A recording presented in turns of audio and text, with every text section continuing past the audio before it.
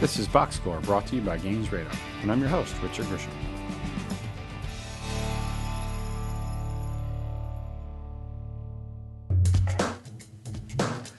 You know, there aren't many unique jobs in the world these days, but Donny Moore certainly has one. As the player ratings are for EA Sports' wildly popular Madden NFL football franchise, he spends his days poring over statistics and analyzing film to ultimately decide how well or how poorly individual players can perform in the game. It's one of the most interesting gigs in video games, well, heck, in any industry, and I had the pleasure of chatting with Donny all about it in the interview that you're about to hear.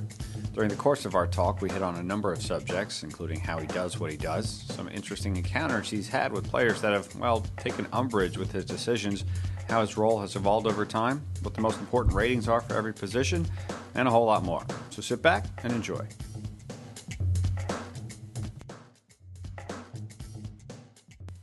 Well, all right, we are here with Donny Moore, the most powerful man in sports video games, or if he's not the most powerful man, he's certainly up there. Donny, first of all, thanks for joining us on the show today. Yeah, glad to be here. Looking forward to it. So, Donny, you are, I don't know if it's your official title, but you are certainly known as the ratings czar for the Madden NFL franchise. Is that your official title?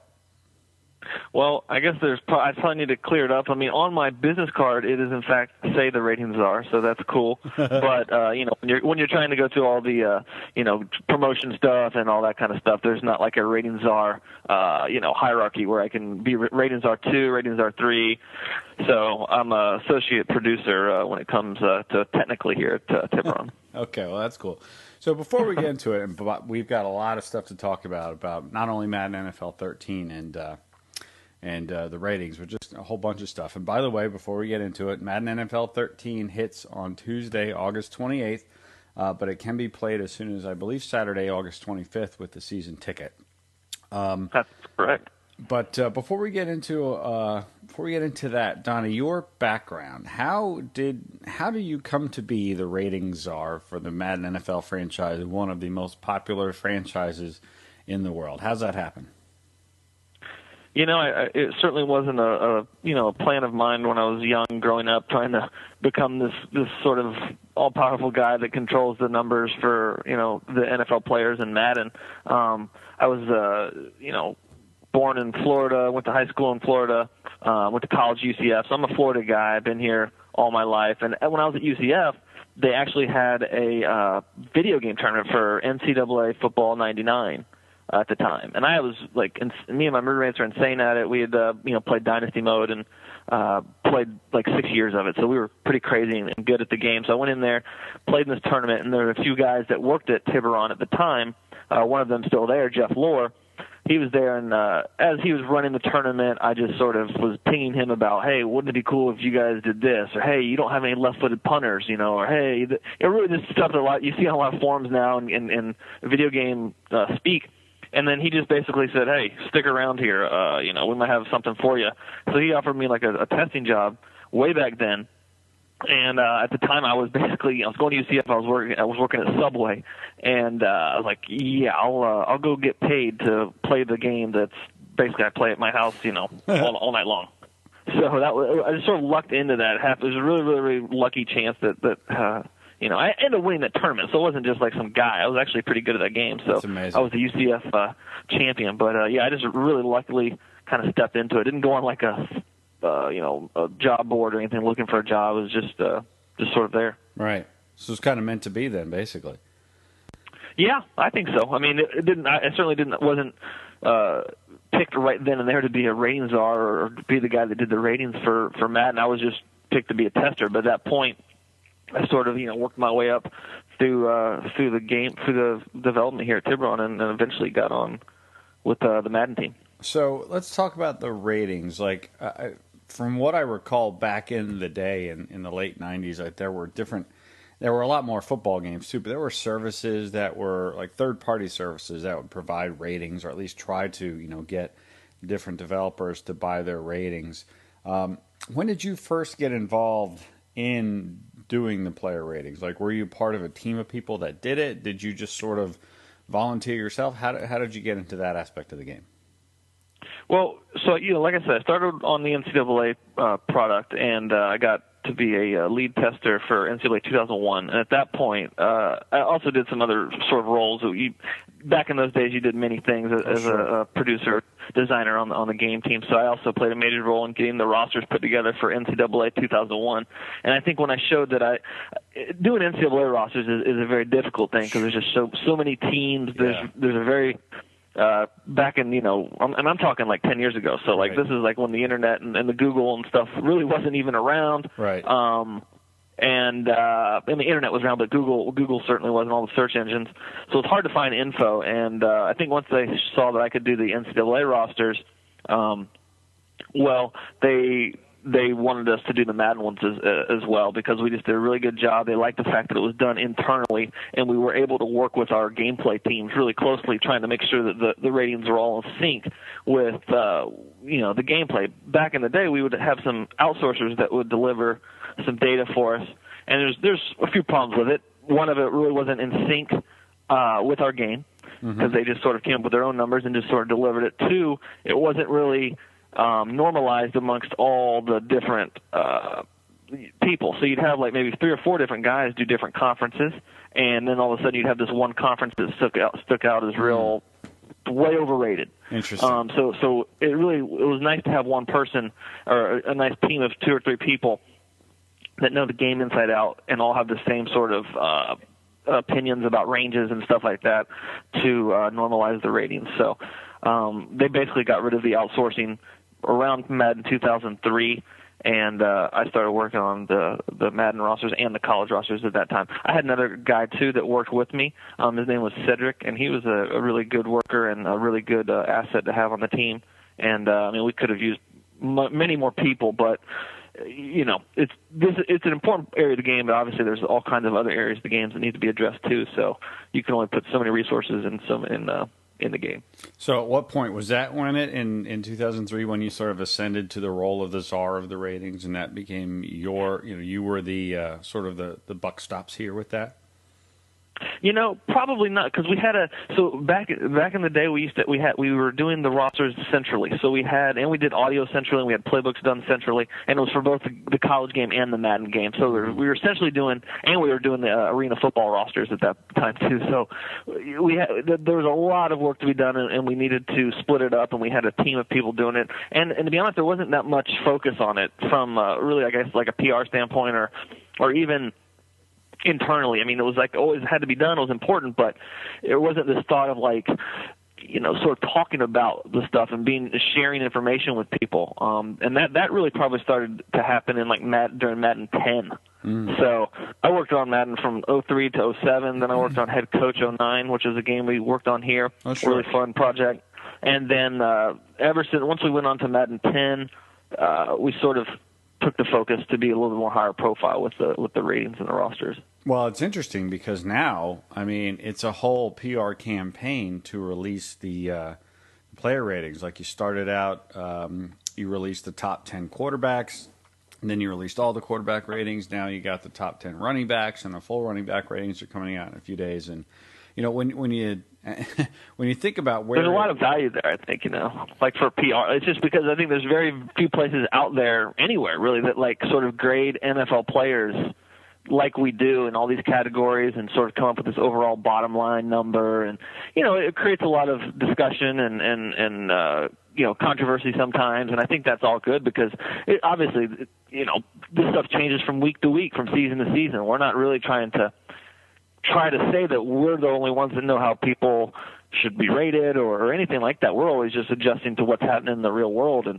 trying to get all that information back into Madden the following week. And it is. And real quick, the thing when you asked about the czar thing, during Madden 10, Dan Patrick, I went on his radio show to talk about Mike Vick and Brett Favre at the time because those were big. They were both coming back to Madden after Vick's off the field incident and Brett's semi-retirement, and he came back. So we got to go on that show, and he was just saying, man, you need some sort of cool title like roster guru or roster czar. And so after that, it just stuck. He sort of he coined Roster Czar in that radio show, and then I kind of came into work a few weeks later, and the GM of our studio had a bunch of new business cards made out and with ratings czar on it. And if Dan Patrick gives you a nickname, it's probably a good idea to use it, right? Yeah, right. Right. And it is amazing too. Like when you look back, like you say, like it used to just be a part of the game, but now it's when you say a topic of discussion, I'm involved in some pretty serious Madden leagues through the 4th-string website, and Todd Zuniga and his group. I mean, we talk about this stuff constantly, and it's amazing. Like now that you have the campaign where you release the information, you get people talking about the game, and it must be wild for you to think about, kind of where this started to what this has become, and how you have. You're really the catalyst for one of the most popular things in sports video games right now. Yeah, it's something to be. I mean, I'm very excited to be associated with it, and I treat it pretty seriously. I think a lot of people think that, you're a Bucks fan, and you just must, he must just rate all the Bucks players good, and you get that a lot from people, and you get a lot of. Here's the other thing that the most impossible thing to get around is that nobody wants their own players or their own teams to be rated badly.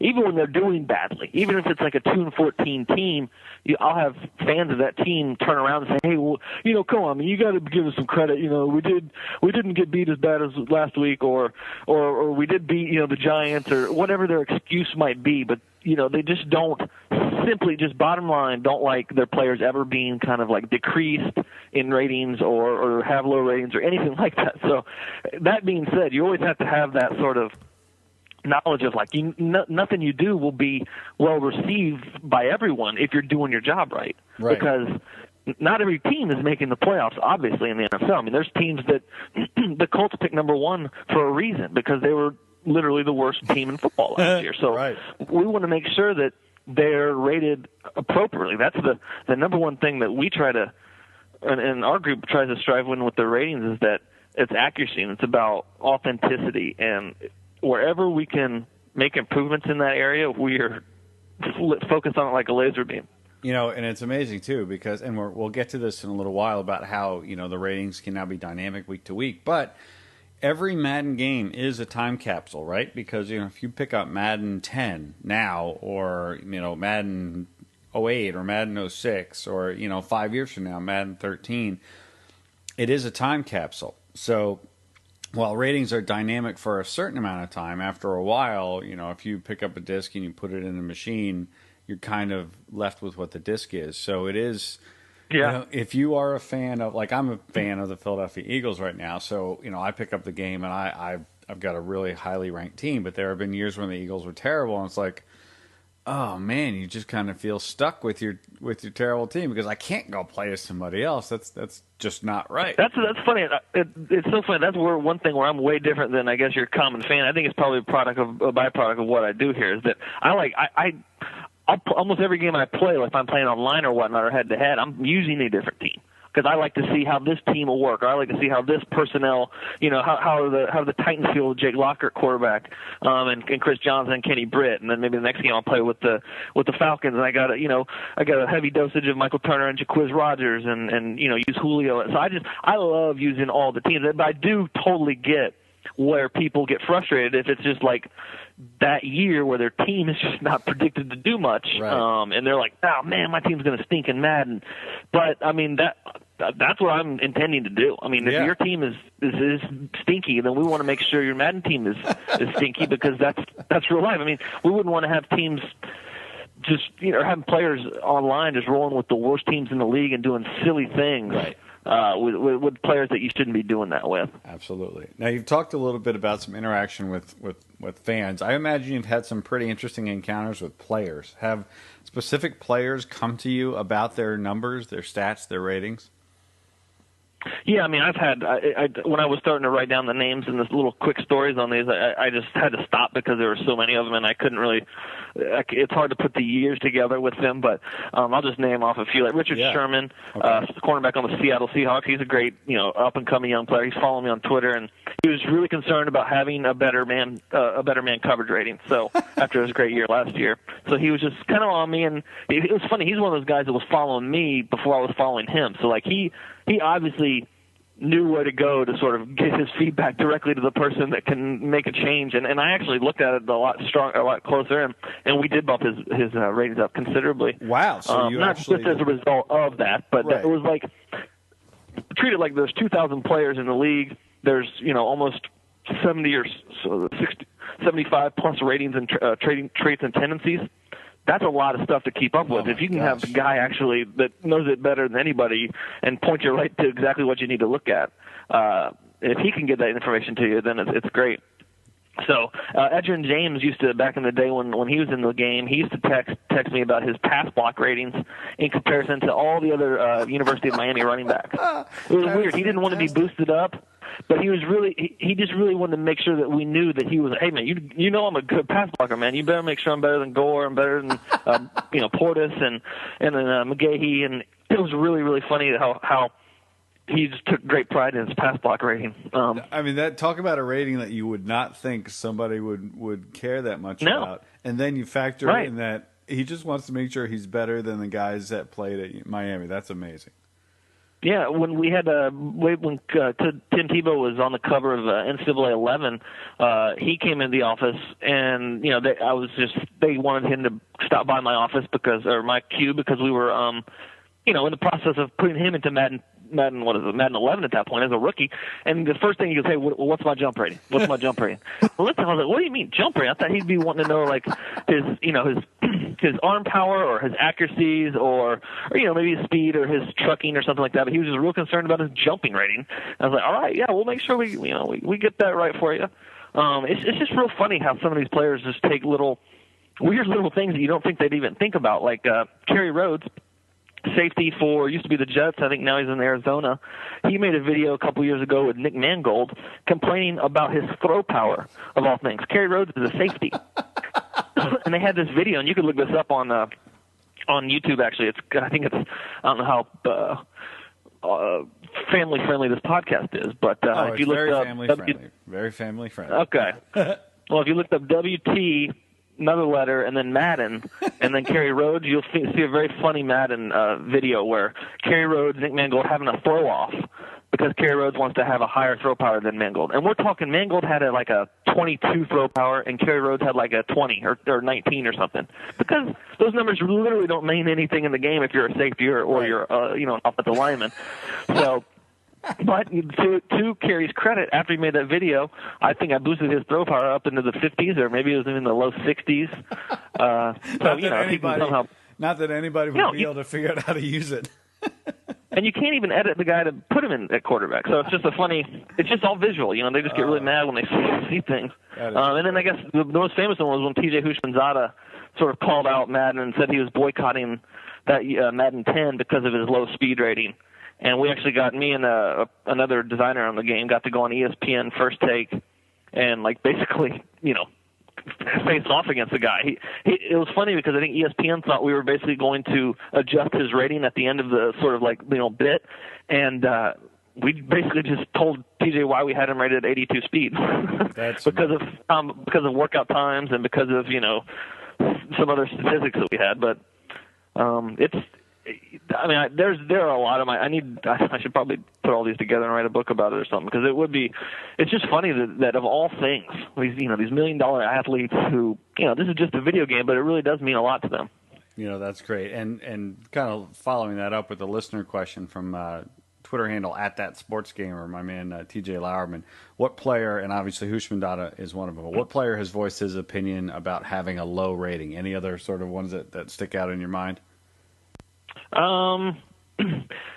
Like a low rating, it's all relative. Like MJD was upset that he wasn't the top rated back. I think this was a couple years ago. He's happy. I'm happy to report he's actually the top back in Madden 13, tied with Peterson this year. But he was just really saying, "No, man, you guys got it all messed up. I'm not the best." And I don't really know what he's talking about, because his stats and his play wasn't quite that overwhelming. Like he was the number one by far and away, but.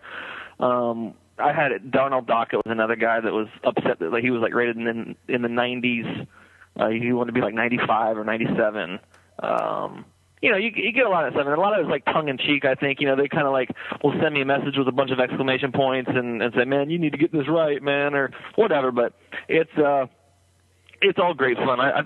We're almost flattered that the players think so much of it to kind of reach out and ask for it to be raised up. So let's walk through a typical Donny Moore day at different times of the year based on the NFL calendar, because I'm going to assume that based upon what's happening, you're doing different things. So if you look at the NFL calendar, March and April, this is after the Super Bowl and draft time. What's your typical day look like during this time of the year?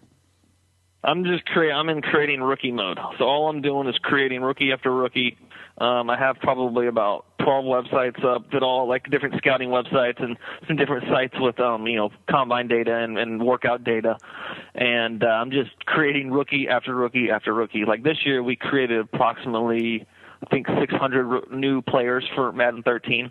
And that of any process in the whole roster bit, it's definitely player creation is the process that takes the longest, because not only are you kind of really debating about what numbers you're going to initially set for the guys, but you're doing everything else: his equipment, what does he look like, his player build, all of his biographical information, all of his traits and tendencies, what college did he go to, his contract, all that kind of stuff. So in March and April, I am just knee deep in creating all the initial rookie data, and then after we create them in April, see where they get drafted, we'll continue to tweak them into the summer. Right. But it's that when you're creating them in March and April, that's a pretty long process. So then you move into the May, June, July timeframe. You're prepping for release. I mean, this is when your heads down. You, meaning Tiburon, is really heads down in finalizing the development, getting the code ready, doing a lot of starting to do promotions and things like that too. So what are you doing? What's your typical day look like during that time of the year? During that time, I'm pretty much putting all the final touches on all of the depth charts, all of the player movement, the free agency, which is a daily thing. We're adding all the new player portraits to the game. We're basically going through all of the sort of rating range adjustments that need to be made, if they need to be made, like from working with gameplay, making sure that this year we need to make sure all the jump ratings correspond to this sort of like chart with vertical jumps, which was something new that we did this year. Equipment update also is sort of happening at this time.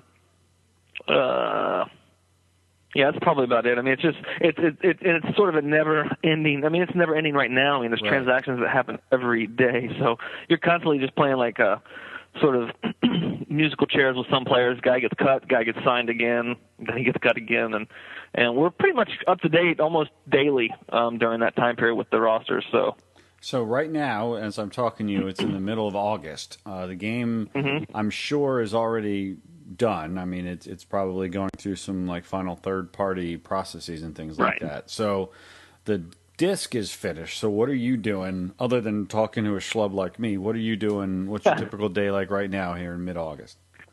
So in August, this is the time period where we're starting to transition to the the roster update phase and the launch date phase. So we work in like one database during the season, the production database, and then we're transitioning all that stuff to like a league download database. So that's sort of what I'm doing now. You'd think this job would be easier than it is, but I'm going through all of the like sort of websites that keep lists of NFL transactions to keep track of what I need to do. Right. It's not like I'm the one, so it's not like there's like this team of people that says, hey, here's everything that needs to be done this week. That's me too. I have to then take all those lists from KFFL or ESPN or NFL.com, and T.O. just got traded. Right. Brian Price got traded to the Bears. Lots of different cuts and releases and new contracts.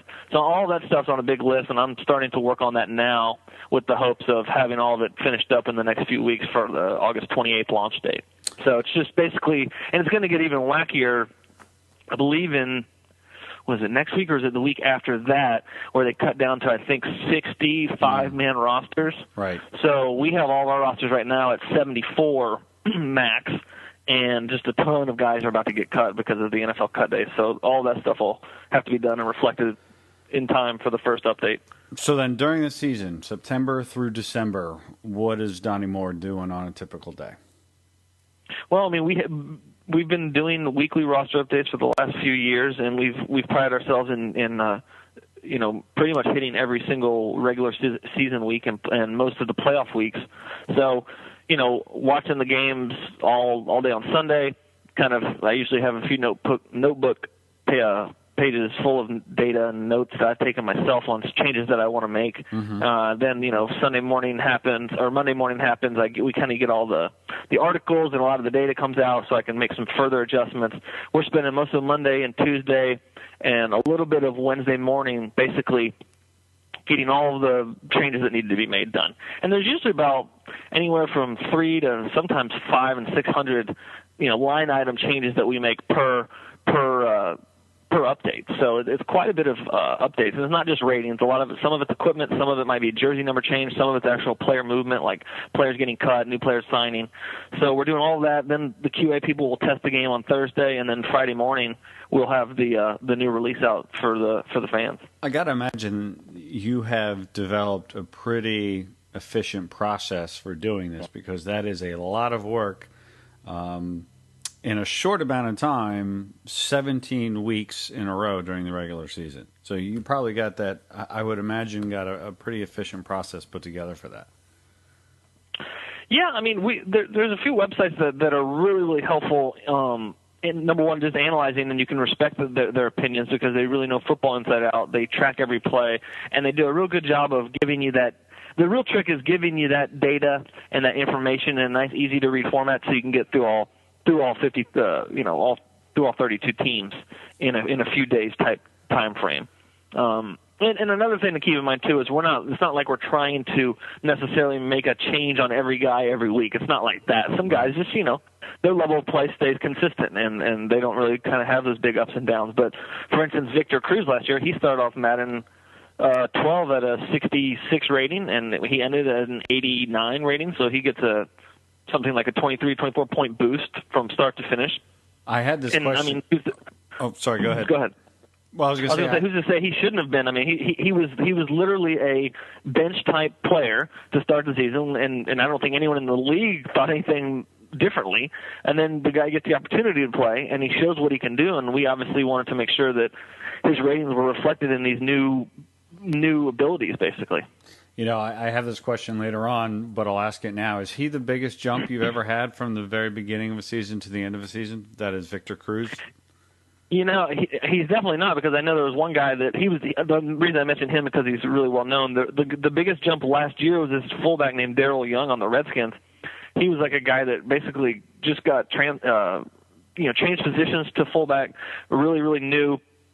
Undrafted, he came out of nowhere, and I think he started off Madden 12 at like a 59 or in the 50s. I mean, he's really just a fringe guy that you didn't even anticipate making the team. He ended up playing all year long, did pretty darn well for the Redskins as a fullback, and I think he ended up with a 28-point overall boost from start to finish. So, I don't think he's the all-time biggest jumper we've ever had. I don't have that information in front of me, unfortunately, but I have no problem with that. It's not like we were wrong, I don't think. I think it's just the fact that this guy's showing what he's capable of. Sure. Is really why the adjustment happened. Right. A lot is about being put in the position to do that, right? And if the guy gets put in position and succeeds, it's good that you're able to reward him for that. So, and that's obviously the easiest thing to do is to make a guy that's not good at all, and then he shows that he's a star all of a sudden, sort of comes out of nowhere and make him better. That's the easiest thing to do. The hardest thing to do is like a guy that has been a star, and then how far does he fall? Yeah. How far do we make him fall in ratings after one bad year? I mean, that's a really tricky thing to do, because you can't just say, okay, yeah, he's done. He's literally, he had the worst season as a running back because he was hurt, but so now he's going to be rated 57 even though he's made 3 Pro Bowls. It's just really hard to go the other way with it. Yeah, I can imagine. So you talked a little bit of how you perform your analysis. You obviously watch a lot of the games, but break it down a little bit for us. How you do this? You watch film. You look at your previous ratings. Like, how do you go about doing what you do as far as really studying and then making the final decisions? Well, I mean, a lot of it is just stat based. So if a player sort of a guy like and a lot of it's expectations and sort of perception based. So if Andre Johnson, who's a top-rated receiver in football, goes 9 catches for 100 yards and a score, well, that's what the guy's supposed to do. You know what I mean? That's what a 95 or 94 rated receiver needs to do. Now, does he do it for 2 weeks? Does he do it for 5 straight weeks or 6 straight weeks? Well, then all of a sudden, or does he maybe have a 200-yard, 2-touchdown game in between there? Well, then that might need to warrant a point up, or maybe a further look to increase his ratings. If he has a hiccup game here and there in that 5-game stretch, then we probably don't even look to knock his ratings, because he's established himself as a very consistent producer over, not just those 5 games, but his whole career. So the longer the track record and the bigger the book we have on a player, the easier it is to sort of, etch your ratings in stone, so to speak, and really make sure that you're not really subject to the ups and downs from week to week that like maybe a younger player who hasn't established himself quite as much would get. So we're looking at, Cam Newton, for example. We had him started out at a 79 last year to start the game, and right off the bat he throws 400-yard games back-to-back and breaks all these records. Well, clearly we need to make adjustments, because not only are we ranking just Cam Newton, where does that 79 ranking rate amongst all the other quarterbacks in the game? And then if we see that we had like so-and-so, Matt Castle at 82 and Cam Newton here is at 79, and Matt Castle's doing very poorly statistically, well, then we need to try to make adjustments there to make sure that Cam is now a better quarterback over Castle. Wow. And that's just one example. Right.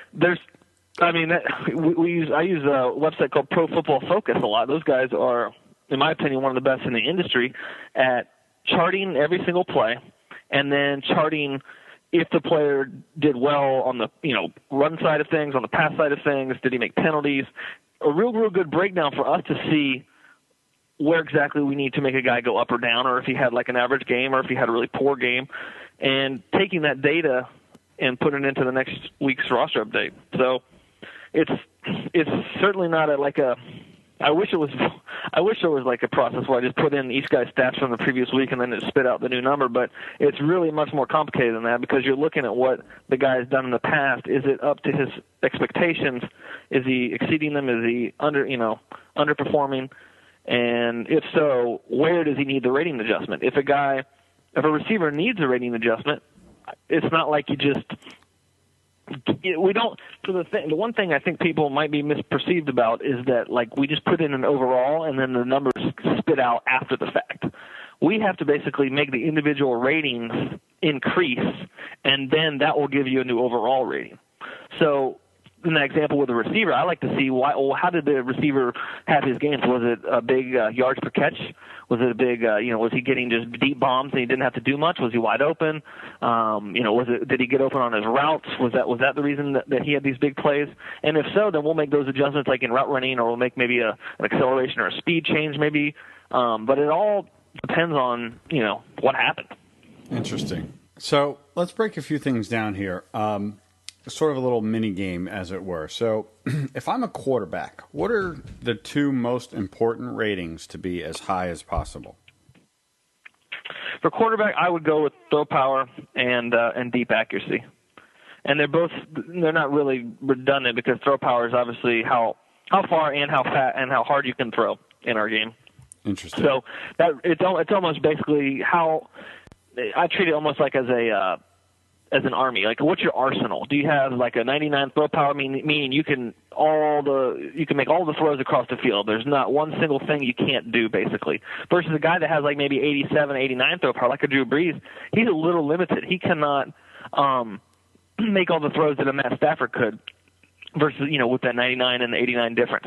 The other thing I look at is the deep accuracy, because it's just the biggest weapon. I mean, it's the biggest game changer in Madden if you can make a deep play. It's the quickest strike. So if you got a quarterback that is able to complete deep passes on a regular basis, I think that's just a huge weapon to have. So the same question about a running back. What are the 2 most important ratings to be as high as possible for the running back? Well, the first one I would say would be carry rating. That's basically your frequency to fumble. Because to me, I think if you're dealing with a running back that's putting the ball on the ground at all, it almost doesn't matter how good he is, right? Because putting the ball on the ground is just it's a killer. So I put that as probably your first rating. Then I'd say elusiveness / trucking for the other number 2 because they kind of go hand in hand. How do you break tackles? Do you break tackles in a power way, or do you break tackles in a more slippery, avoiding tackle way? And each back usually has his own style. Rarely where you find a guy that's good in both, but that ability right there is huge for running backs in Madden. Okay, so what about wide receiver? I had a hard time coming down just with 2. I ended up putting 3. Speed is obviously the number 1 because it's always has been. It probably always will be. Okay. I mean, it's also why a guy like Darius Hayward-Bay gets drafted number 7 overall in real life too. So right. It's real to real world too. I would also throw spectacular catch as a big game changer, and route running in Madden. Route running's obviously pretty self-explanatory. It determines how well you can kind of fake out DBs and get open. So that's a huge one. You can be slow, or maybe not quite as fast as all the other receivers in Madden, but if your route running is good, you're going to be able to get open and find spots in the zone. So that's a big one. So the two most important ratings to be as high for offensive linemen. This one's probably not that exciting. It's pass block and run block. I mean, pretty self-explanatory. Those are the big ones. You got to be good in one or the other to have a spot in the NFL. Right. Some guys, though, they're definitely have some big gaps. Like you might see like a guy like Phil Lodeholt in Minnesota, one of the best run blockers probably in the game as a right tackle, but his pass blocking is atrocious. So you really got to know how to use that, know where your strengths and weaknesses are on your line. Right. So what about defensive tackle? Defensive tackle, I'd say block shedding as the number 1. It's very important to get off blocks and to get penetration, obviously, to disrupt the offense. Right. And the other one I would say would be pursuit. It basically dictates the angles that the defensive lineman will take, because a lot of things things to consider here when you're playing defense in Madden. Sometimes you're not the defensive lineman. The computer is basically controlling the defensive lineman. So you want those angles and you want those computer players to really be effective for you if you're back in the secondary or maybe controlling a linebacker. Interesting, because I always play as the defensive tackle when I play defense, because I just assume that I will have the least negative impact on the game. But That's true. It sounds like I'm also potentially limiting the effectiveness of my defensive tackle hitting the angles if I'm just constantly trying to use the different tactics to try to get past the offensive lineman myself. Well, sometimes I think the problem is, like, as a defensive lineman, I end up knocking the R stick button too many times, right? Like doing too many moves, and I fall down. because you're just kind of like banging on it. But there's definitely an art form to that. Interesting. So what about defensive end? Same thing or different? Two ratings. At defensive end, I think the first one I would look at would be the power move / finesse moves. Those basically determine what type of moves your defensive lineman is going to use to, is he a guy that does spins and all kinds of really agile looking avoidance moves like Freeney, or is he more just a power guy, Mario Williams, just going to try to bust through using his strength and stuff. And then the other one would be acceleration, like how quickly do you get out of the blocks as a defensive end? Because if you're out there on the wide side, I mean, you can. A guy like Williams, a guy like Bruce Irvin, who's in Seattle now, first-round pick, those guys are just going to almost fly by the offensive lineman sometimes. So right. Acceleration is really big for ends. What about outside linebacker? Outside linebacker, I was going to try to throw in one of the pass rush move things here too, but I wanted to keep it simple and just go with pursuit and speed. Okay. Speed is just it can play in so many different ways. Not only just tracking down ball carriers, but also rushing the passer and in coverage. If you got a guy like, Patrick Willis, who's got, I think, almost 90 speed or 89 speed or something like that, he can almost stay with most receivers, for goodness sake, in coverage. Right. So not only almost every tight end. So that's a huge advantage to have in Madden with outside linebackers. And what about the middle linebacker position? What are the two ratings you want to look at to be as high as possible there? Yeah, so here I don't think you need to necessarily have the speed or the pass rushing here. It's more about the tackling. So you got to have a guy that's a dependable tackler. It's crucial if your middle linebacker is just giving up, missed tackles and getting sort of trucked on. You're in big trouble. And then play recognition. So play rec is almost the awareness for defensive players, and that's going to determine, does the linebacker get faked out on play play fakes, on like counters? Is he going to take some bad steps? All those types of things are going to affect the play rec for middle linebackers. Cornerback, what are the top two ratings to be as high as possible out of the corner position? So just like at receiver, you got to have corner that has speed for the most part, because you just get, I mean, all you got to do is run basic fly routes on a guy if you see that has a serious speed disadvantage out there. And then man coverage, I think, is very important for corners. Even if you're playing in a zone-heavy scheme, you want to have a guy that can stay with the receivers, and that's man coverage. And last thing, safety. What are the two ratings that you want to have as high as possible at the free safety and strong safety, unless they're different for each of those two positions? You know, you probably could maybe, do some different stuff. I think to be general, though, safety needs to be good in zone coverage versus man. I mean, you don't really see a lot of safeties in man coverage nowadays. They're just in zone, so they have to be a guy that can, ball hawk and be in the right position. And then hit power is the other one I would say for safety, because they're so important against the run. And the hit power, the hit stick in Madden is just the ultimate. That's like the one defensive weapon that you do have that you can really change a game, make a fumble happen. And, I think a lot of times, I personally, if I'm running the ball and I see like, a safety, a big Mark Barron or a LaRon Landry or someone like that, basically hitting, the guy I'm playing, just bringing him down and hit sticking me, I'll think twice about running, or I'll maybe even think about getting down on the ground, because there's a real high fumble chance with those guys that have the high hit power. So let's talk rookie ratings for a few minutes. This is always a big topic of debate. We've obviously touched on it a little bit, but what's the process for taking like the combine numbers and their college stats and turning them into rookie ratings?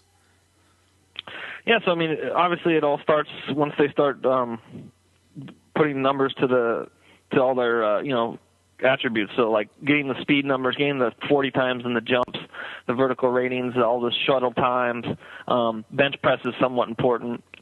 Getting all that stuff allows us. I mean, we have some charts that basically translate.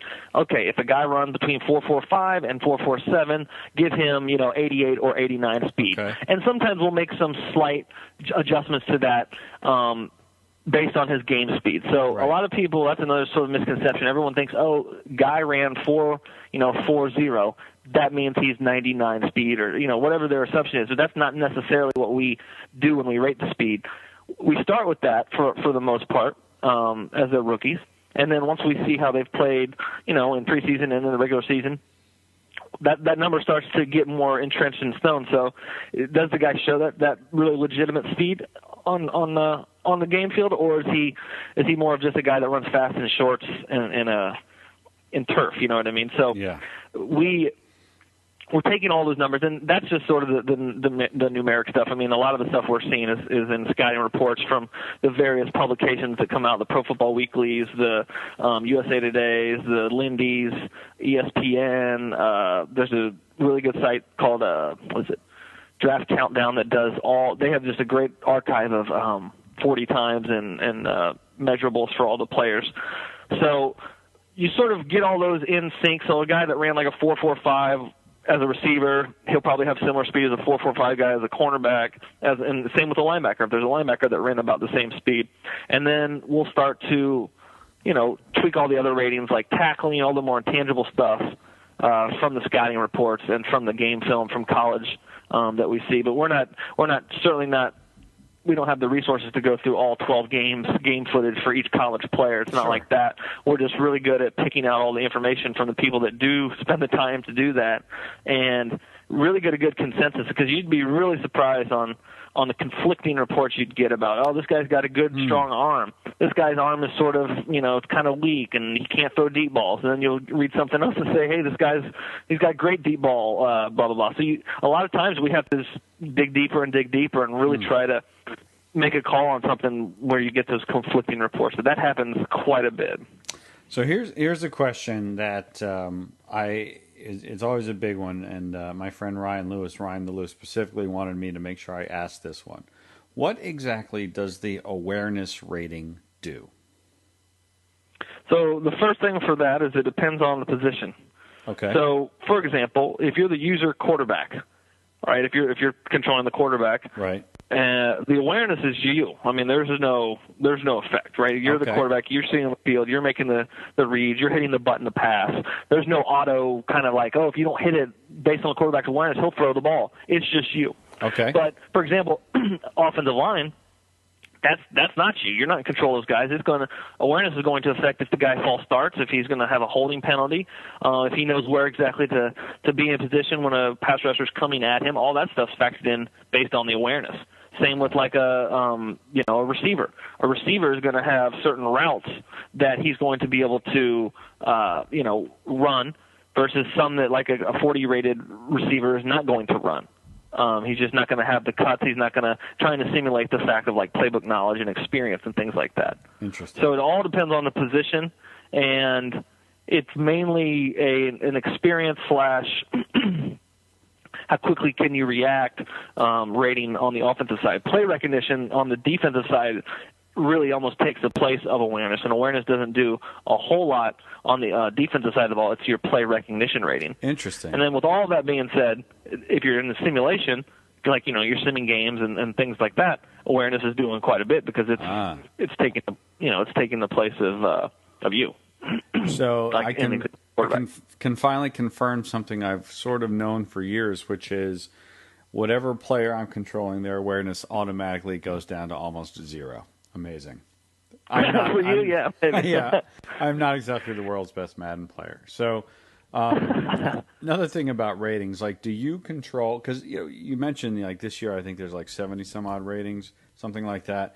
Do you control? Right. When you make like.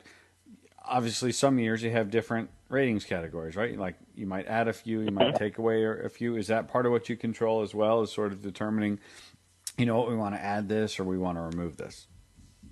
I'm definitely a part of those conversations. A lot of it's driven from the gameplay and from the franchise guys, because it's when you add a rating, it has to basically be factored back into the franchise mode. How does the guy progress? What's it going to do? How does it factor into scouting, his overall rating? And then on the gameplay side, literally, what is this new thing going to impact in the game? How's it going to change something? So we've had a couple times in our history, like when we went to the current 360 and PS3 consoles, I think we leaped up from about 20 something ratings to well over 50. So we went to the next gen consoles. We really, increased the number of ratings because we wanted to have more ability to control these players' skills and talents. It's just that was the big thing, is that we didn't have enough variables to tweak to really make the players stand out, both good and what they do bad. So that was a big thing a few years ago. And then in Madden 11, or maybe it was Madden 12, I forget, we added a bunch of these traits and tendencies, like the tuck and run, the force pass, consistency, the clutch rating, play ball, cover ball, all the defensive line moves, all that stuff. All that stuff, traits and tendencies, were added as a joint effort from the gameplay and our team. Okay, so now we've spent most of our time so far talking about a lot of different things, but we haven't really talked yet about specifically much about Madden NFL 13. And it is, I think, easily the most anticipated Madden in years. And one of the reasons it is so anticipated is because of the new Infinity engine, new physics animation system. I guess it's not a physics animation system. There's new physics on top of the animation that is going to make the interactions of players that much more realistic. It's something that a lot of the hardcore fans have been clamoring for years. So my question to you is, what impact does the new Infinity engine have on ratings at all? And did you have to make any adjustments because of that? I mean, anything interesting come up when you first started playing the game with the new physics that you said, uh-oh, or, I might need to change some things up here? The real quick answer is that most of the tuning, luckily, was done on the game side of things. That they basically work with the numbers that we had, with a very few exceptions. The agility was the major one, I think, that would affect Infinity Engine. I had to sit down with Vic Lugo and make sure that all of our agility ratings sort of synced up by position to what they needed to be, and make sure that you didn't have like funky stuff going on with like defensive linemen and offensive linemen. Some of the slower guys, some of their agilities needed to be bumped up. The other one was jump rating. Like I think I mentioned earlier, we had a whole new scale that we had to use this year. as a result of the Infinity engine. But most of the stuff was tuned on the gameplay side of things, which was really nice for me. It wasn't a big rating impact. So how detailed, or how does the interaction work between you and the developers? I would imagine you get into some pretty detailed sessions where you have to see the results of different ratings, like what impact does speed and catching and blocking have. So how does that interaction work, with you and the guys that are really making the core gameplay adjustments each year? Right. The good news is that we've had a lot of the same team members like Larry Rehart and Mike Scantleberry. Those guys have been in charge of the gameplay for the last few years, and I've been in charge of the ratings. And we've had we don't change the ranges and the scale, so to speak, from year to year. We try to stay pretty similar. So nothing new really was out of whack there. But they did have a few things this year that they wanted to have me do in the ratings to make the gameplay turn out a little bit better and more favorably for the users. Like, for instance, throw on the run. We bumped last year. We had a pretty wide scale from anywhere from 99 to I think about 40. You could have players for a quarterback rated in the 40s. Trying to simulate that a guy that's rated 40, he's literally not throwing outside the pocket. He's a guy that just sits there all day long. He'll never move, and he's not a guy you want to throw on the run. But that was just having a really big negative impact on those guys that were rated 40. So like the second you try to step outside the pocket or even move around, the pass was just wildly inaccurate. So the gameplay guys came to me and they wanted to make some ratings go up or have like a new floor for that rating, and we changed that this year, and I was happy to do that. And now the guys throw much better on the run that are lowly rated. So that type of thing goes on. Like a few years ago, I had to lower the elusiveness ratings for a handful of players like Reggie Bush and Chris Johnson because online they were just almost incredibly too overpowering. You couldn't almost tackle them in conjunction with their high speed ratings already. So we bumped those guys down. So there's definitely some things that we do on the rating side that maybe we don't necessarily have them rated there initially, but we'll change based on the gameplay and what needs to be done to make it turn out better. Interesting. So what's the biggest difference between how you do the ratings now versus how you did it when you really first took ownership of that role? Funny enough, it's probably the amount of PR and information that we share out to the public is much more detailed now than we did. I mean, before I wouldn't do interviews about ratings, and there would be no interviews. There'd be really no interest in it, or there'd be no blogs detailing all of the previous transactions that happened in the previous roster update. It would just be like, hey, a new roster update's out, go download it, and that would be basically it. So that's probably the biggest single change. Also, and then I guess more internally for us is just the fact that we have so many more ratings and more traits and tendencies that requires us to spend more time creating one guy. So anytime you're just adding all this stuff, it just makes maintaining it and creating new players and all that stuff much, much more intensive. And another thing we did that was huge last year was we expanded the rosters up to 74. We used to only have 55-man max rosters, so now we're adding 20 more players times 32 for each team. That were all these new players that come to the game that have a lot less probably, they're more fringe players, so it's harder to find the information about the players. It's probably less concrete than all the veterans, so that in itself is just a much longer process to kind of come up with all those numbers and stuff. So has the fact that ratings can change every week made it easier or more difficult to do your job?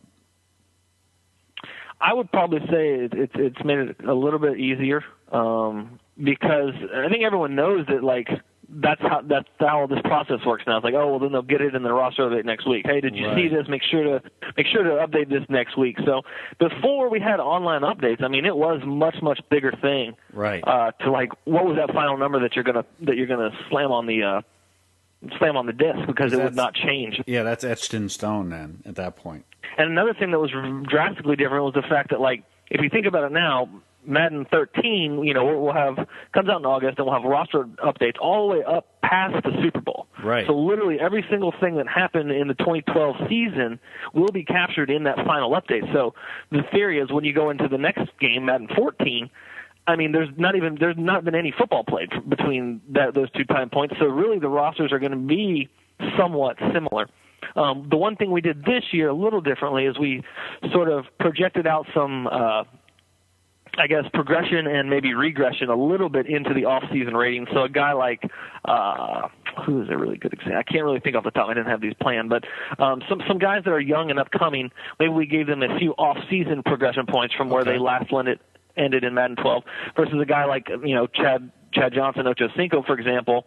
He's probably getting a few extra regression points. Just based on the fact that he's getting old and having trouble catching on teams and stuff like that. So interesting. We did that a little bit more than we've done in the past. The other thing I was going to say about when you asked what's different between now and when we used to do it is the social media and the Twitter stuff too. So it actually makes it a lot easier for us to get access to information, whereas before you either wouldn't have it at all. It would the information wouldn't be at my fingertips, or I'd have to dig around on forums and really, really hard to find, deep down places to find this information. So now it's just, I'll get it tweeted to me. I'll get like, hey, so-and-so from the San Jose newspaper just wrote this article about the Raiders, and look at this. And then I can immediately just get that and update it right into Madden. So, and not to mention that, you got the players themselves also kind of helping out and reaching out and giving advice. So it's a big plus from where we're concerned. It is amazing. Just everyone I talk to in every sort of walk of life, whether it's in video games or in media or in software development, for financial services, it's amazing how social media is in the midst of transforming just so many different things. It doesn't matter who I talk to.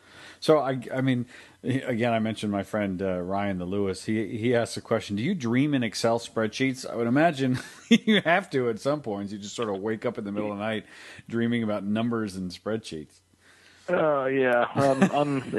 nothing but number. And the funny thing is everyone always plays this like little game with me. It's like, hey, okay, what's Calvin Johnson's jump rating? Or something real random off the wall. And I'm like, man,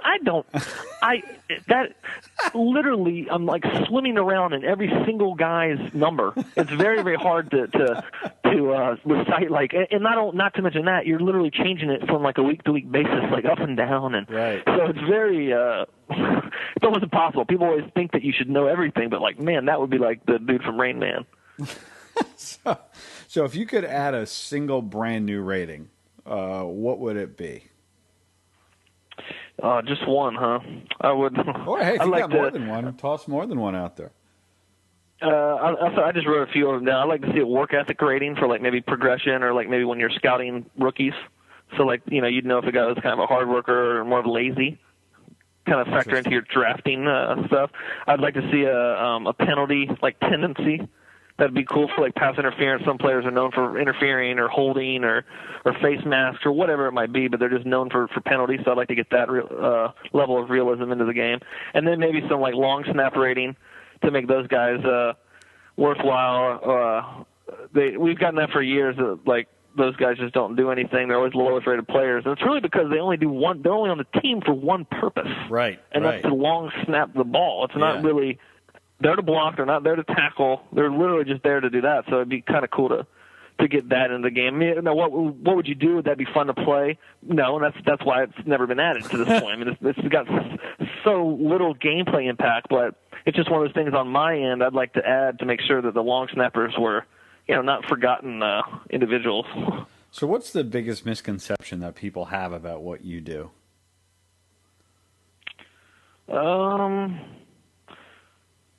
I would say a lot. Well, I mean, there's probably a few. I've mentioned a few of them already, but I think one of the big ones is that they think I'm some big homer, and because I'm a Tampa Bay Bucs fan, and they think that I think they treat it like as if that was their job. What would they do? And I think a lot of people think, oh, well, then you're probably just making your team better, so you can play with them and they're good.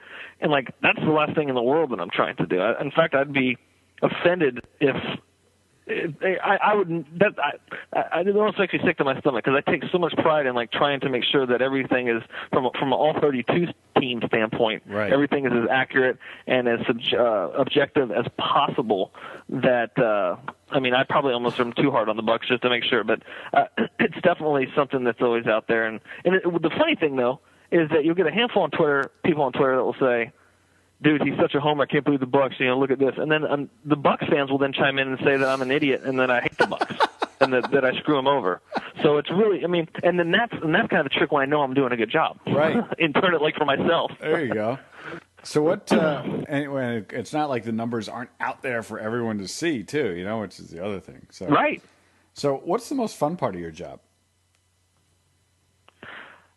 Probably just getting to. I mean, I literally get to eat, breathe, and sleep NFL, and be on top of it. And that's my job, is to like be on top of it and to take everything in and then just put it into this wildly popular video game, this pop culture video game, Madden, and like have everybody play with it. And it's just a really cool feeling to be in charge of that. And I take great pride in it. And it's just a job that never ends. That's for sure. It always continues on, and it's never ending.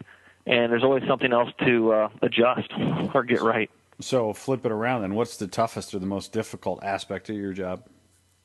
Probably that right there is like that part. You're never really done. Like obviously, I'm on the dev team, and I'm working. I work on the game, and as everyone else does. But like a lot of the team now is starting to shift in that launch mode, and maybe some of the teams going on to the next game or whatnot. Right. But here I am. I'll be me and then another guy, Jake Stein, who's actually our Madden Moments guy. And then we have a whole Madden Ultimate team. We're all going to be focused on Madden 13 until February, right. Providing great content and that live content. So it's really that aspect of internally kind of dealing with all this live Madden 13 stuff, but then I'm going to be getting all this new 14 stuff that people want feedback on or designs or they want to move forward with different things. So just balancing all of that is very, very difficult. So I got a few listener questions, but before I get to that, I want to ask you, what about Madden NFL 13 do you love the most? And there is so much going on. Like I said, there's the Infinity Engine, there's the connected careers, but you've been playing it now for a while. It's going to, hit within a week or so after, this show launches. So, what is Madden? What's your favorite thing, or what do you love about Madden NFL 13? I mean, this year it's definitely, without a doubt, the big two, and it's Infinity Engine, which you've mentioned, which totally changes up the way you watch the game, the way you play the game. You'll see moments that you've never seen before, like it's a real football game. And I think that will make such the biggest impact on people.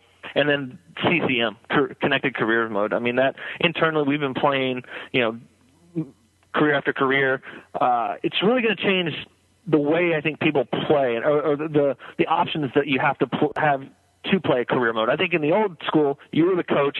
You're god of the football team, owner of the football team. You did everything, all the trades, all the draft picks. You played all the games. You did everything, right? And that's still there, so that you can still be a coach, and that's still there. But there's this whole new option of playing as a player, which is really, it just creates so many new possibilities out there. Like internally, we've been doing this wide receiver only franchise where we all pick a receiver, and that's it. You're just playing as a receiver. You don't call, or you do call the plays, but you don't, you can't control the quarterback. Right. You're simming on defense, and it's just really, really cool to see all of us. Like I was on Arizona, and I actually beat out Michael Floyd for the number two spot opposite Larry Fitzgerald. Wow. And I was going up against two of my buddies here. One was on the Bills and one was on the Seahawks, and it's just a much quicker.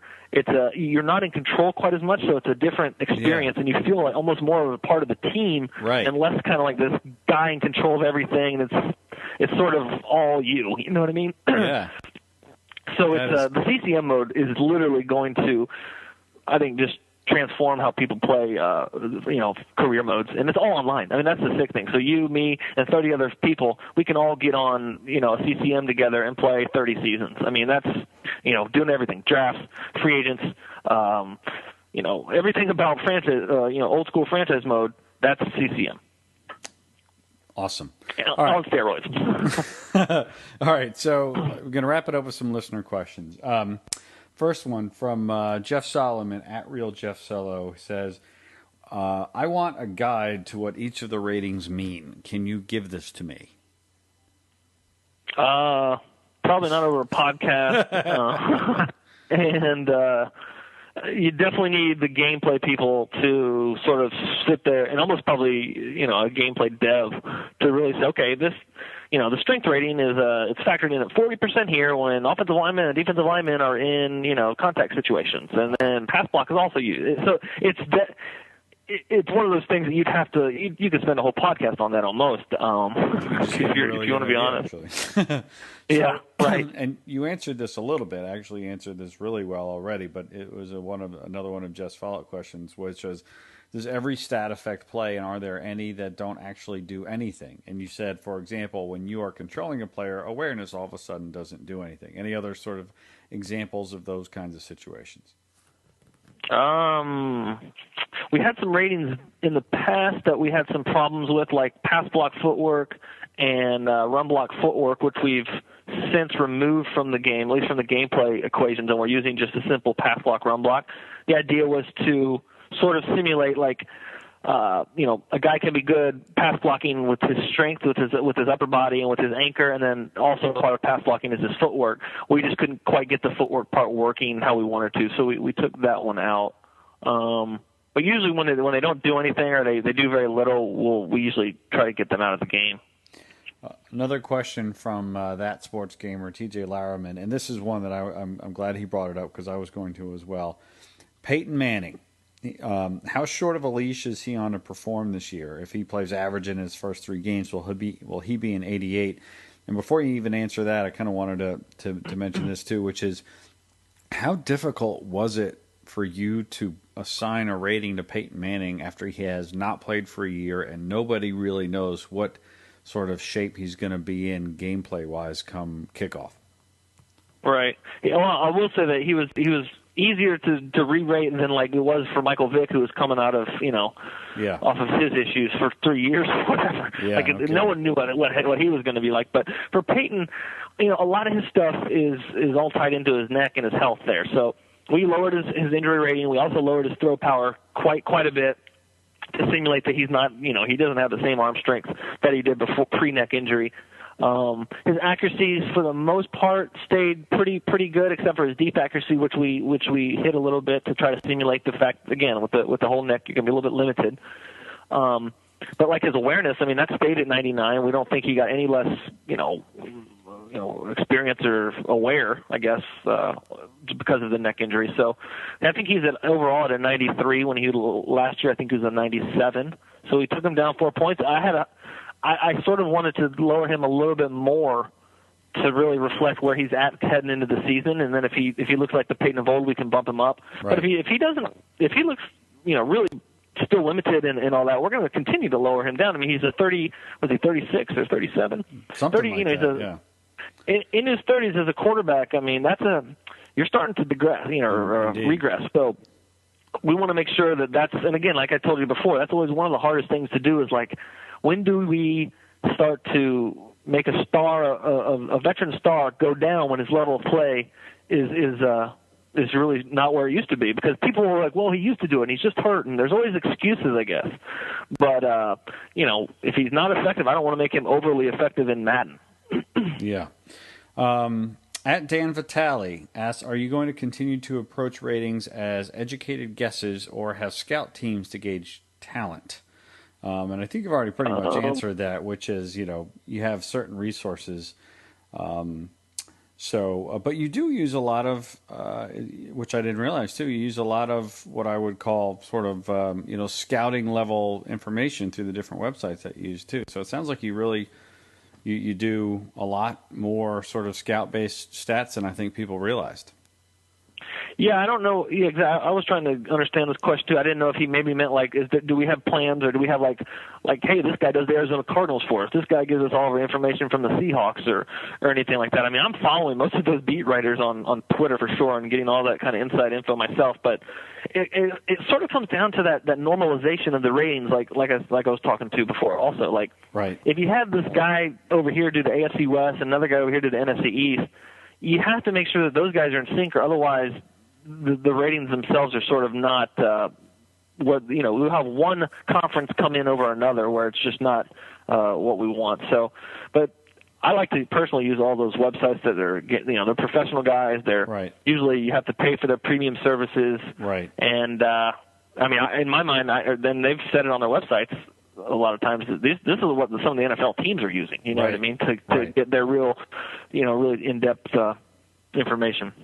Another one from the real Jeff Solo. He says, T.O. just ran a 4.5 in his 40. So is that how you determine his speed? And if so, then why are Cam and Luck, I'm assuming Cam Newton and Luck, at different speed? Well, actually, I think T.O. ran like 4.43, actually. So that's going to be... Yeah. And I think a lot of it is he's 30, whatever he is, 37, 36, 38 years old. So that running a 4.43 at that age, that's very impressive, and we'll definitely make sure that T.O. still has some of his explosiveness, because as he was last in Madden, he was definitely losing it by the week. Let's see. So why is Cam and Luck different speed? Well, I guess I don't really know what they're sort of insinuating there, but Cam is, I think, at 86 speed. I think Luck is at 83 speed, and they both ran very, very similar 40 times at the combine or at their pro days and workouts.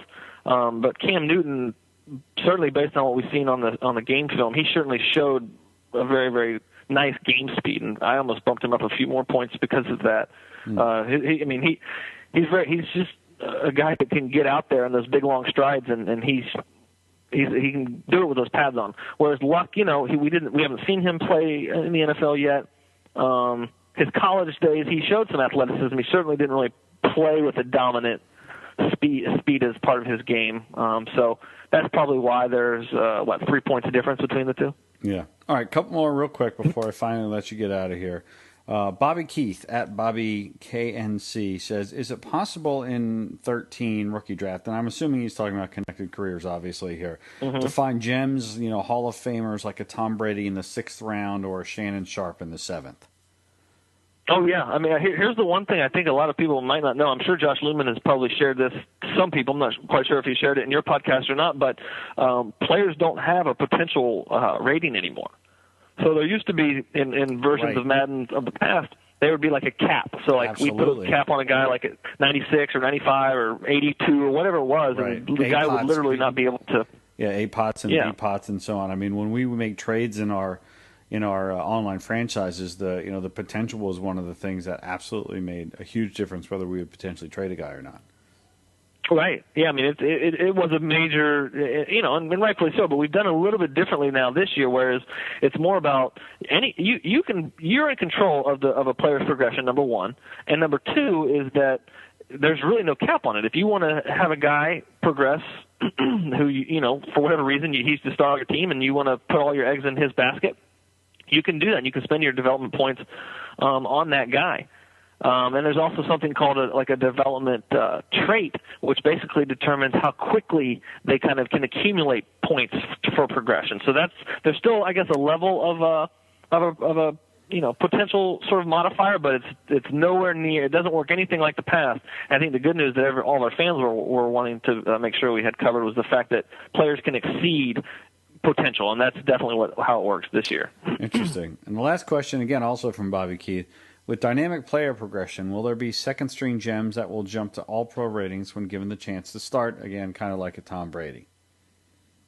I mean, all of it's tied to what you're doing, like for your legacy and your stats and stuff. So, if you're able to start playing like Tom Brady and putting up 400-yard games and 5 touchdowns, then absolutely you're going to be well on your way to, getting the same ratings as Brady over a couple of years, because it's all tied into what you're doing statistically and how you allocate your progression points. Well, this has been great. I actually had even more to ask you, but did you want? I wrote down Chris Johnson and Fred Jackson's ratings. Did you want those for some reason? Okay. So we will get there real quick. Then one of the I did a piece with Ryan Lewis a couple weeks ago. We were doing some Madden NFL 13 player predictions, and we actually hit a couple. We hit Peyton Manning at 93, and we hit Andy Dalton at 83. So we were both very proud of ourselves. Of course, we were off on a few too. So if you got a couple more minutes, let's do a couple of these. So Matt Flynn, for example, our prediction was an 86, and your rating is a 79. So what we said was his body of work is small, but includes a record-setting performance with the Packers late last year that helped him land a big contract and big expectations with the Seahawks. So we have a feeling Madden NFL 13 is going to be generous towards Mr. Flynn and Seahawks fans, cranking his overall to an 86. So we were off by 7. So where were we wrong?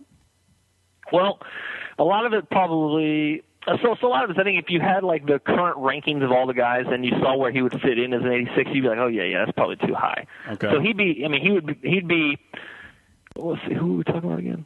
Oh, okay, Flynn. Yeah. So he'd be ahead of Palmer. He'd be ahead of Andy Dalton, Alex Smith, both the rookies, Griffin and Luck. He'd be ahead of Matt Hasselbeck, who's probably a little overrated right now. I need to move him down.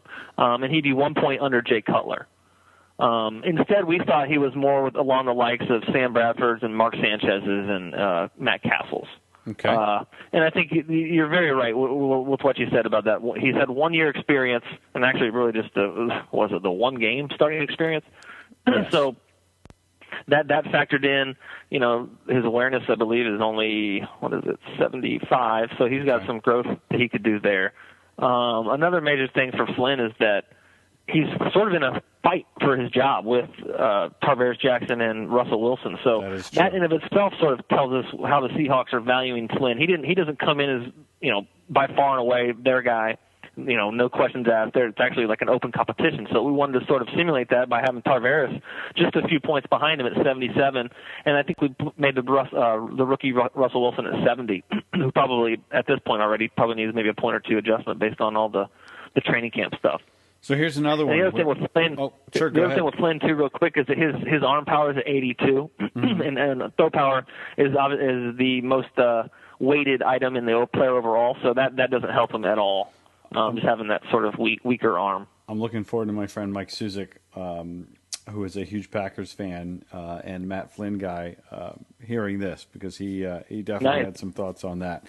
Another one, Josh Freeman. Our prediction was a 78. Yours was an 82. Our comments were that few player ratings will fall more precipitously than those of Tampa's quixotically struggling signal caller this year. Just when he looked to be embarking upon greatness, everything fell apart as his erratic play led to a boatload of losses and an entire new coaching staff. So this is an all-or-nothing season for the massive quarterback who should have been more like Cam Newton, but wound up a little bit like Ryan Leaf. So you are a Bucs guy, so you probably know Freeman as well as anybody. So where were we wrong? We were off by 4 points. We had 78, and you have him starting as an 82. You know, and it's funny. Like I told you, I'm never done with this job. Like when I had the day I had to like kind of finalize these ratings for, you know, so it could go through certification and whatnot. I already wanted to make changes the next day. So it's like, and Freeman was one of those guys that I felt probably is maybe 1 or maybe even 2 points too high. Okay. He's probably the guy that's going to go maybe down to 81 overall by the time the season starts, depending on what happens here in the preseason if he looks good. But he's a guy that sort of gets he gets helped out by his he's got good athleticism, and he's got a nice rocket 97 throw power arm. So those two things help him in the overall formula part of it. I just probably need to nail his accuracy down a few more points to better reflect that he needs to be lower. I'm sure if there's anything that was, I guess, considered homer, I guess that must have been it. But it was less me thinking that Freeman's really going to turn it around this year, and just more about how the overall formula works, and where at some point you can't just say, oh, well, you know what, he's got a rocket arm, but I don't want him to be 82, so I'm going to make his arm 95 now. You got to keep some things. What we really try to do is where a guy is strong, we try to keep that strong. Like, what are his strengths? We're going to make him strong in it. Where his weaknesses are, we're going to underscore those. I mean, we're going to make sure that people know he's weak in it, and because that's how the video game works. You want to make sure that you kind of feel that when you're playing with the guy in the game. Interesting. So a couple here that I actually don't know what the ratings are, because as we're doing this is a couple of days or a day before all of the running back ratings have been released. The top 10 are out, but by the time the show airs, all the running back ratings will be out there. So another couple ones. Chris Johnson, CJ, our prediction was 87. We don't know what yours is, but our comments were that last season he went from CJ 2K to just CJ just okay. His lack of performance may have had something to do with his long holdout in the offseason or being injured, but after rushing for 2,000 yards in 2009, barely topping 1,000 2 years later, isn't going to help you maintain an elite overall rating in Madden. So we do not expect Madden ratings our Donny Moore to start Johnson off much higher than the upper 80s. So how close or off were we with our 87 prediction?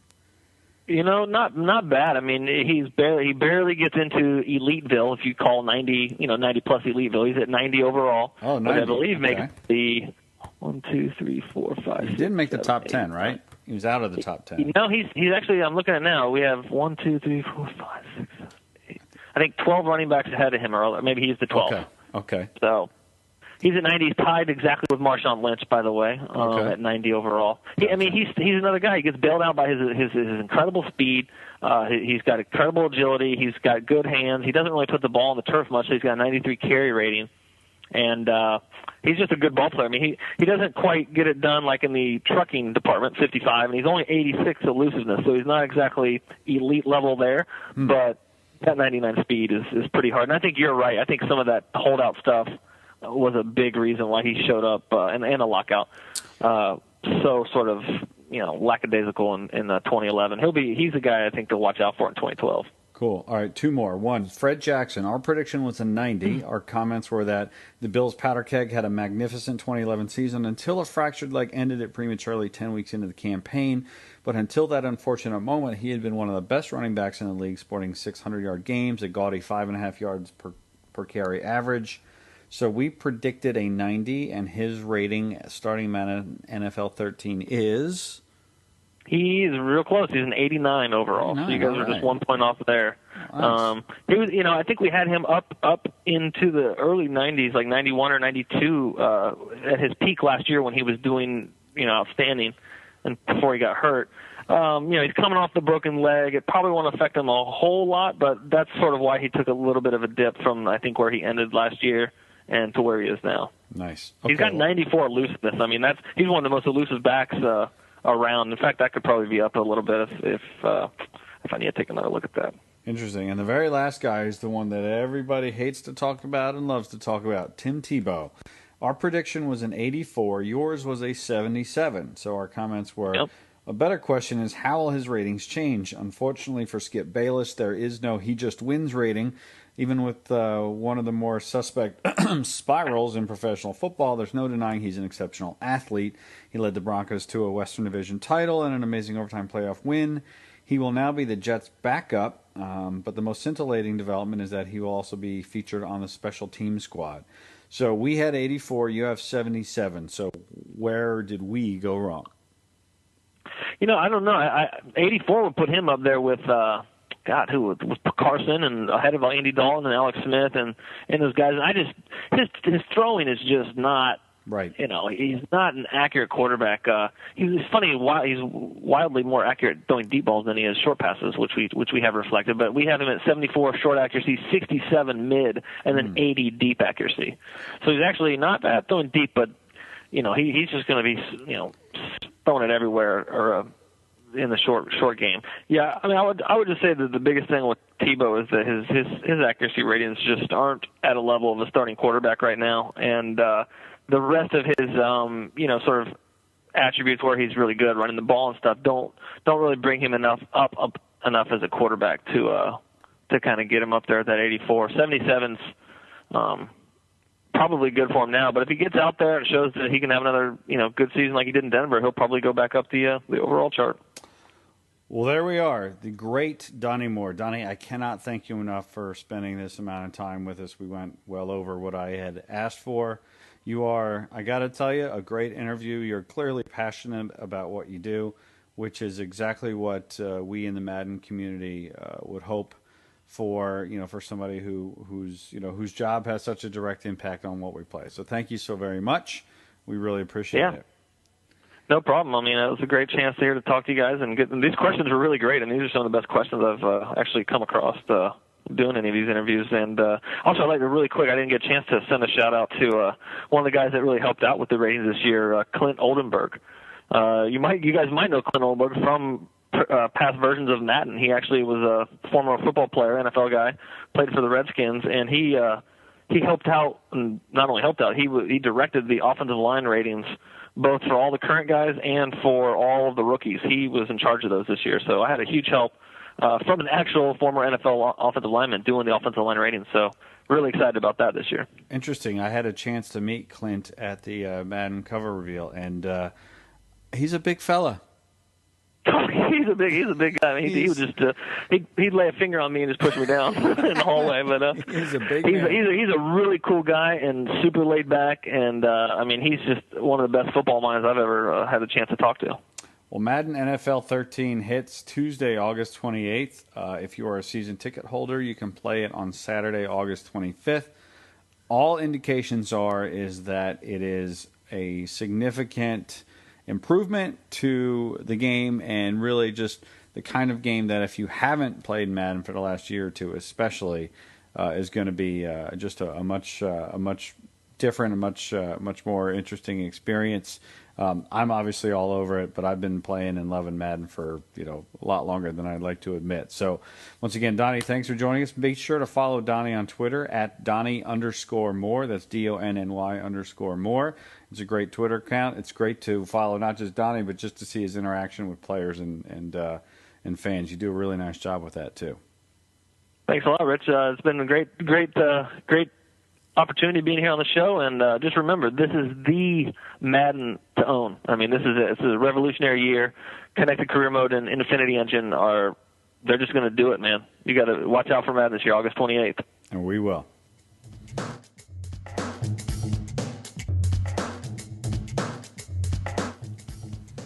Well, a big thanks to Donny for taking the time to chat with us today. It's always a blast to talk to somebody who loves what they do, and he clearly does. So thanks for listening to this episode of Box Score, brought to you by Games Radar, and I'm your host, Richard Grisham. Be sure to follow me on Twitter at my handle, Rich Grisham, and tweet me any comments you have about this and future shows. And also be sure to follow Games Radar at their handle, Games Radar. I'd love it if you subscribe to the show on iTunes, and while you're there, give it a rating too. So until next time, this is Richard Grisham for Box Score.